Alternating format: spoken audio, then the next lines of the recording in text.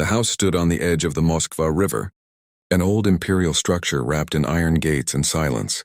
Winter pressed against its windows, turning the glass opaque with frost, as if even the city refused to look inside.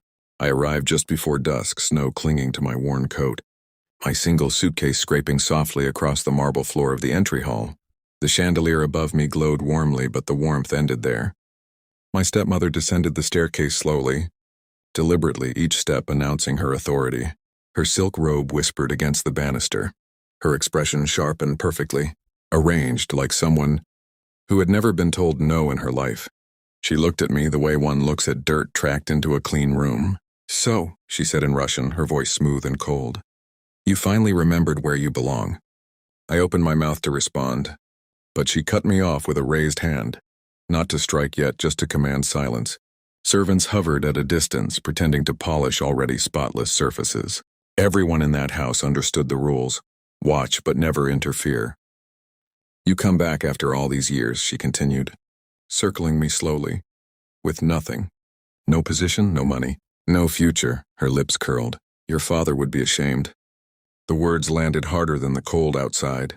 I had rehearsed explanations on the flight, about my studies, my work, my plans, but none of it mattered here. In her eyes, I was still the inconvenient reminder of a previous life, a mistake she had inherited but never accepted. She stopped in front of me. "You will stay out of my way," she said. "You will eat when told, speak when spoken to, and remember that this house is not yours." Then it happened. The slap was sudden, sharp, echoing through the hall like a gunshot. My head snapped to the side, heat blooming across my cheek. For a brief moment, everything went quiet. No servants, no footsteps, no breath. Just the sting and the humiliation. She leaned in, her voice low. "Never forget your place." I straightened slowly, tasting blood, meeting her eyes without a word. She mistook my silence for defeat. Outside, Moscow's lights flickered on, indifferent and vast. And in that moment, standing beneath a chandelier bought with money she didn't understand, I made a single decision. I would remember this. The guest room was barely warmer than the night outside. An old radiator hissed weakly beneath the window, fighting a losing battle against the Moscow winter. I sat on the edge of the narrow bed, coat still on, staring at the cracked ceiling as memories replayed themselves. Her voice, the slap, the way the servant's eyes slid away as if I were invisible. Snow fell in heavy silence beyond the glass. I reached into my pocket and pulled out my phone, more out of habit than purpose. No messages, no missed calls, just the dull glow of a life that until that morning made sense in its smallness. I had learned to survive with little. Expect nothing, need no one. The phone vibrated. Unknown number, international prefix. For a moment I considered ignoring it. Moscow had taught me that nothing good arrived unannounced. But something in my chest tightened. A strange pressure that had nothing to do with the cold. I answered. "Good evening, Mr. Volkov," a man said in precise, carefully measured Russian. No accent I could place. "My name is Sergei Antonov. I am calling on behalf of the Volkov Group Legal Counsel." I froze. "My father," I said slowly, "has been dead for years." "Yes," the man replied, "and until today his estate was under protective trust." Paper rustled on the other end of the line. I imagined a polished desk, a warm office, men in tailored suits discussing my life like a file number. "As of 18 to Moscow time," Antonov continued, "all controlling interests, holdings, and voting rights have been legally transferred to you as sole heir." I stood without realizing it, my reflection faintly visible in the dark window. "There must be a mistake," I said. "There is not." His tone was calm, absolute. "Your father owned majority stakes in energy, shipping, telecommunications, and defense infrastructure across Eastern Europe and Asia. Current valuation, approximately $500 billion US dollars. The room felt too small, the air too thin. My grip tightened around the phone. "Why now?" "Your father specified a delay," Antonov said. "He believed power should find you, not the other way around." Silence stretched between us, heavy and unreal. "Tomorrow morning," he added, "a car will collect you. The board is already assembled. They have been waiting for you for a long time." I looked around the room, the peeling wallpaper, the thin blanket, the single chair. Somewhere upstairs my stepmother slept peacefully, convinced she had put me back in my place. "Understood," I said quietly. The call ended. I remained standing in the dark, the city humming below, the weight of generations settling onto my shoulders. For the first time, the slap didn't hurt. It made sense. Morning in Moscow arrived without softness. The sky was a pale, exhausted gray as the black sedan waited outside the gates. The driver did not ask my name. He already knew it. The door opened for me before I reached it, and as we pulled away, the house behind us shrank into something smaller than memory. The city passed like a moving archive, bridges, ministries, glass towers rising from Soviet bones. No one spoke. The silence felt intentional, ceremonial, as if words might break whatever was about to begin. The car stopped before a skyscraper of steel and ice near the river.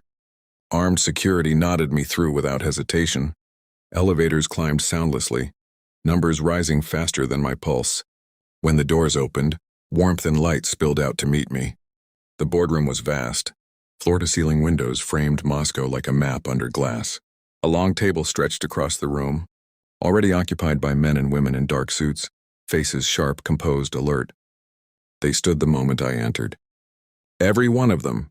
"Good morning," said the man at the head of the table, inclining his head just slightly. "Respect without submission.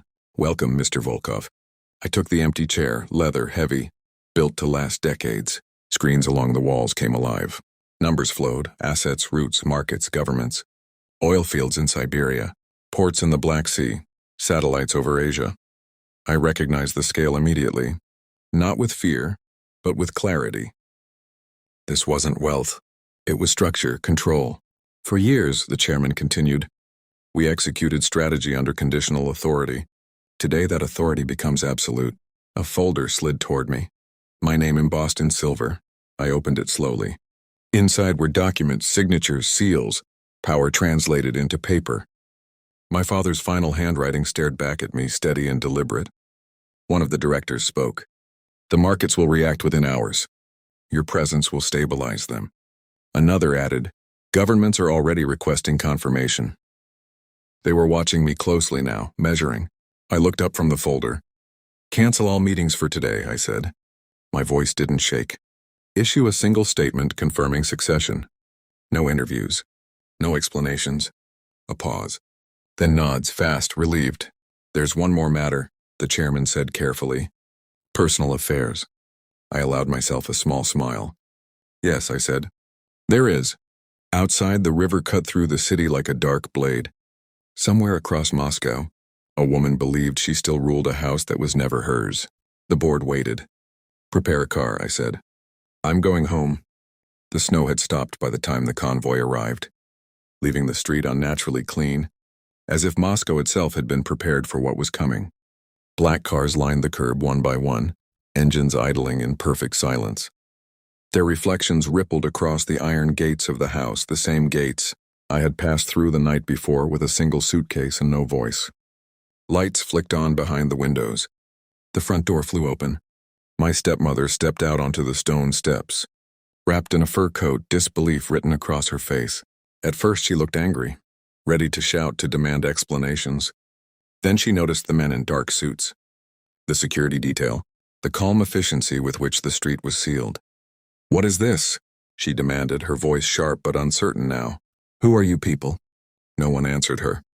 The car door opened and I stepped out. For a moment she didn't recognize me. Authority has a way of changing how a man stands, how the air around him settles.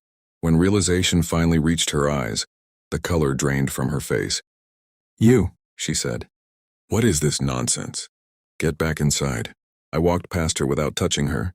Up the steps she had descended so proudly the day before. She turned, confused, suddenly aware that something fundamental had shifted. "Madam," one of the men said calmly, presenting documents, "this property has been transferred under new ownership." She laughed too loudly. "Impossible. This house is mine." I stopped at the door and turned.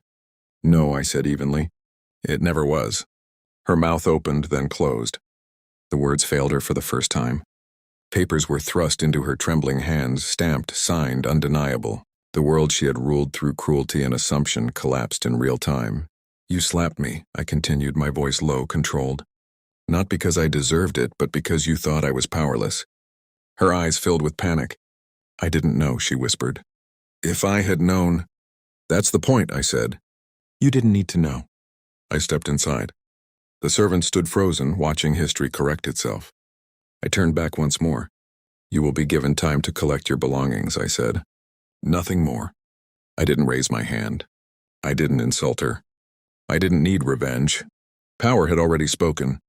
Behind me, the doors closed softly, sealing the house into its rightful silence, as Moscow watched indifferent, eternal, unmoved by who fell and who finally remembered who they were.